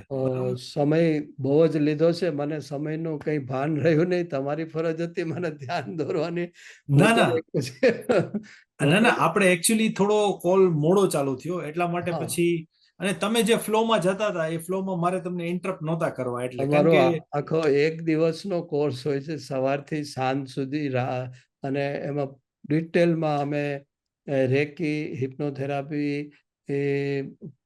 આયુર્વેદ, હોમિયોપેથી, નેચરોપેથી આખો જ બધો કોર્સ કરાવતા હોય છે, અને ડિટેલમાં સમજાવતા હોય છે. આસન શું છે, ધ્યાન પ્રાણાયામ શું છે, ધ્યાનની કેટલી મહત્વતા છે, કેવી રીતે એ આપણે કરી શકીએ, અને એનો જે મૂળ લાભ છે કેવી રીતે, કારણ કે બધાને ખબર છે કે ધ્યાન કરવું જોઈએ, પણ કેવી રીતે કરવું, ફાયદો ન થાય 2 દિવસ એટલે મૂકી દે, પણ કોઈ સાથે આંગળી પકડીને આપણે સમજાવે કે આ નથી થતું તો આમ કરો, હવે આમ કરો, હવે એમ કરતા કરતા આપણને આગળ લઈ જાય, તો આપણે એમાં આગળ વધી શકીએ. વિક્રમભાઈ, થેન્ક યુ વેરી મચ, તમે આ ચાન્સ આપ્યો.